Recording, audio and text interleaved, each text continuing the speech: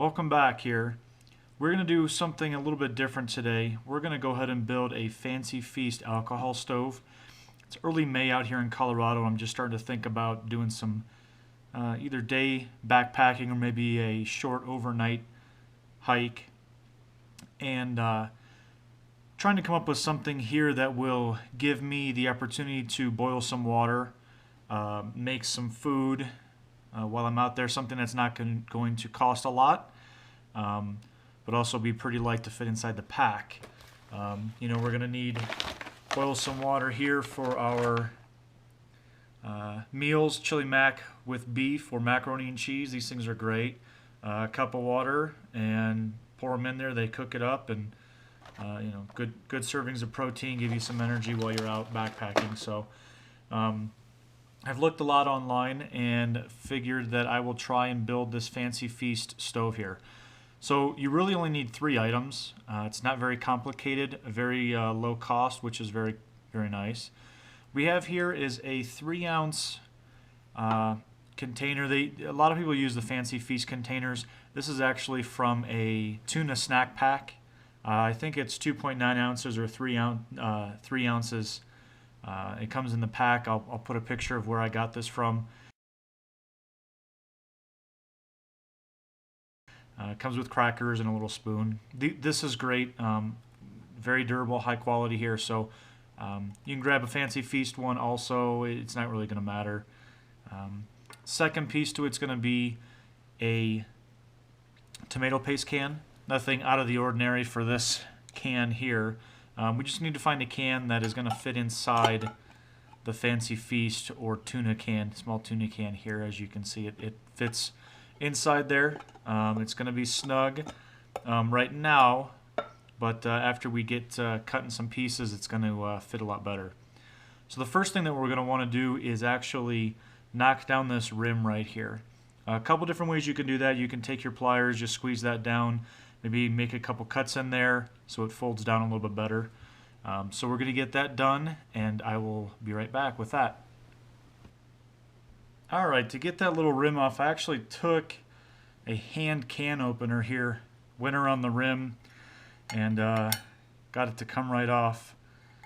Makes it a lot smoother on the inside. No edges to kind of cut yourself on. Might be a little piece right there. We'll get that knocked down. But the rim comes out nice, and you can throw that away. The next step that we have is tomato paste can. You can see it's going to fit inside here. It does have a little bit of a gap. Eventually that's going to go away as we put the wick inside there. So what you're going to do is you're going to take the tomato paste can, set it inside here, and then measure up 1 inch from the top of the Fancy Feast can and make a mark on this can. We're going to cut that out. It doesn't have to be perfect. This edge here is actually going to be flipped over and set into the bottom of this can here. It just needs to be flat. It doesn't have to be perfect. So we'll go ahead and make that measurement and the cut and be right back. Alright, we have that piece cut off now, 1 inch above the top of the Fancy Feast can. Now the second step on this can, what we're going to do is we're actually going to cut some notches in the cut part, the cut end of this. Maybe put in 3 notches here, and what's going to happen is when you place that inside the can here, we pour the alcohol inside the middle. It's actually going to seep through the bottom there and absorb into the wick on the outside of the tomato paste can and absorb up so you can light that, and that's where your wick is going to be. The idea behind having it developed this way is that if you actually knock it over, the wick has absorbed the fuel and you're not going to spill that fuel all over the place and make a mess. So let's go ahead and make those notches out the bottom. Alright, I'm not trying to reinvent the wheel here with this. 3 simple cuts, push them down on the inside there, and that will allow the alcohol then to go into the wick. The final step of making this particular stove is taking this carbon fiber. This is actually from Home Depot. It is a protective cloth that welders use.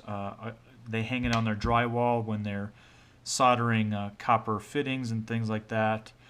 I think it was $15 at Home Depot. It's a little bit expensive, but I can get quite a few out of this one particular piece, depending on how many stoves I want to make.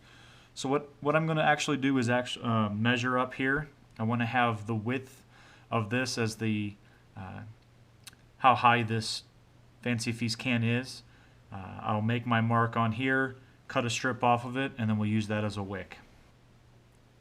We now have that piece cut in a strip here, and we're going to leave it a little bit longer than we actually need it. Once you use this wick a couple times or over time, it essentially starts to shrink down. So we want to make sure that we have an overlap to avoid as much shrinkage as possible. So I'm going to go ahead and wrap this around the tomato paste can at the bottom part where the notches are cut out so that alcohol can essentially seep through and be absorbed into the wick right here. We'll take the Fancy Feast can and we'll set this inside this. We'll probably need to take a screwdriver here, push the wick down just a little bit, make sure that it's below the top of the Fancy Feast can here. And that is really it. What you'll need to do is you pour the alcohol inside this can right here. It will go through the holes that we cut, be absorbed into this portion right here, and this will be used as a wick. We will light that part of it, and it will heat any pot of water up. Tests that I've seen range from about 5 to 6 minutes to bring to boil. So not very long, pretty easy. Actually, the one last thing that I would say is I have seen people put holes in the can here to avoid building up pressure underneath here. It allows air to come inside when you have the pot placed on top. One final suggestion I would have is to make sure that you go ahead and let pour an ounce of alcohol in there, let that burn off, so it can burn off any sort of any materials that have been placed inside the can to preserve the product inside. Let that burn off so you have a better burn once you get out in the wilderness to go backpacking. So I'm excited to try this out. We'll probably do some testing on it and see how it works, but very, very lightweight, very easy to use and make, and that doesn't cost a lot of money, and I've heard it works. So that's going to be it on the Fancy Feast alcohol stove. I appreciate you watching, and I will see you next time.